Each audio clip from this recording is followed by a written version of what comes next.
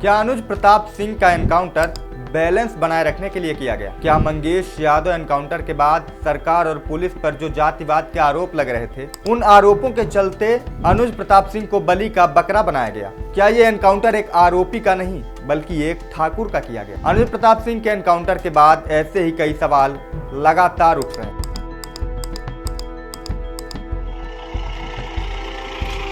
अनुज प्रताप सिंह मेरा लड़का था, उसका सूरत में सिर्फ एक ही केस था। नमस्कार, IBC 24 यूपी यूके में आपका स्वागत करता हूं। मैं शिवम द्विवेदी। यूपी एसटीएफ ने सुल्तानपुर डकैती में शामिल एक और आरोपी को एनकाउंटर में मार गिराया है। डकैती में शामिल रहे अनुज प्रताप सिंह को लखनऊ एसटीएफ और यूपी पुलिस के संयुक्त ऑपरेशन में आज एक मुठभेड़ के दौरान मार गिराया गया। डकैती के बाद अनुज प्रताप सिंह पर भी 1 लाख रुपए का इनाम घोषित किया गया। यूपी पुलिस ने बताया कि वो लगातार अनुज प्रताप सिंह की तलाश कर रही थी। उसकी उन्नाव के अचलगंज में लोकेशन ट्रैक की जाती है। इसके बाद पुलिस वहां पहुंचती है जहां पर मुठभेड़ में वो मारा जाता है। अनुज प्रताप सिंह पर कुल 2 मुकदमे दर्ज थे। दोनों ही लूटपाट से जुड़े हुए थे। एक मामला गुजरात के सूरत में तो वहीं दूसरा ये सुल्तानपुर का डकैती मामला। इन 2 मामलों के बाद उस पर 1 लाख रुपए का इनाम घोषित किया गया था। लेकिन अब अनुज प्रताप सिंह के एनकाउंटर के बाद कई सवाल खड़े हो रहे हैं। ये एनकाउंटर भी सवालों के घेरे में आ गया है। सवाल ये कि क्या ये एनकाउंटर राजनीति से प्रेरित था? सवाल ये कि क्या ये एनकाउंटर बैलेंस बनाए रखने के लिए किया गया? क्या ये एनकाउंटर मंगेश यादव के बाद उठे जातिवाद के सवालों के चलते किया गया?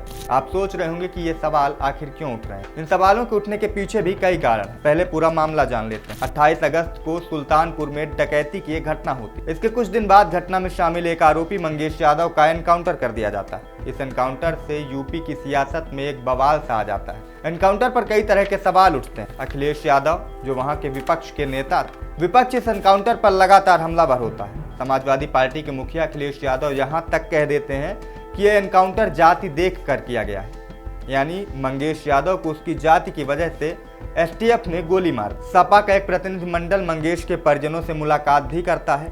कांग्रेस नेता राहुल गांधी भी इस मामले पर ट्वीट करते हैं और इस एनकाउंटर पर सवाल उठाते हैं। इसके बाद यूपी कांग्रेस के प्रदेश अध्यक्ष अजय राय मंगेश यादव के परिजनों से मिलने पहुंचते हैं। वो भी इस एनकाउंटर पर काफी हमलावर होते हैं। इस एनकाउंटर के बाद विपक्ष लगातार सरकार पर हमलावर था। योगी सरकार बैकफुट पर नजर आ रही थी। अखिलेश यादव लगातार एसटीएफ पर भी हमला बोल रहे थे। उन्होंने तो यहाँ तक कह दिया था कि एसटीएफ का मतलब स्पेशल ठाकुर फोर्स है। और फिर इन सब घटनाक्रम के बाद आज यानी सोमवार की सुबह अनुज प्रताप सिंह का एनकाउंटर कर दिया जाता है। अनुज प्रताप सिंह यानी एक ठाकुर का, एक राजपूत का।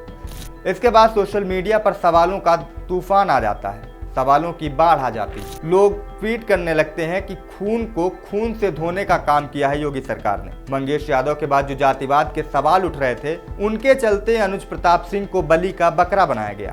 अनुज प्रताप सिंह के पिता धर्मराज सिंह ने तो यहाँ तक कहा कि अखिलेश यादव को अब शांति मिल जाएगी क्योंकि एक ठाकुर का एनकाउंटर हो गया।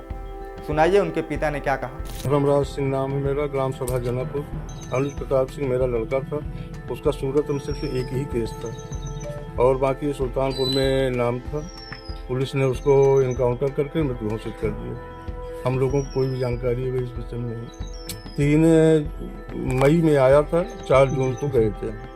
चलो, अखिलेश यादव जी का इच्छा तो पूरी हो गई। कम से कम ठाकुरों का इनकाउंटर करके उनकी इच्छा की पूर्ति तो हो गई। तो ये थे अनुज प्रताप सिंह के पिता। इनका दर्द आप वीडियो में समझ सकते हैं। हालांकि ये एनकाउंटर भी अब सवालों के घेरे में है। इस एनकाउंटर की भी कहानी वही पुरानी।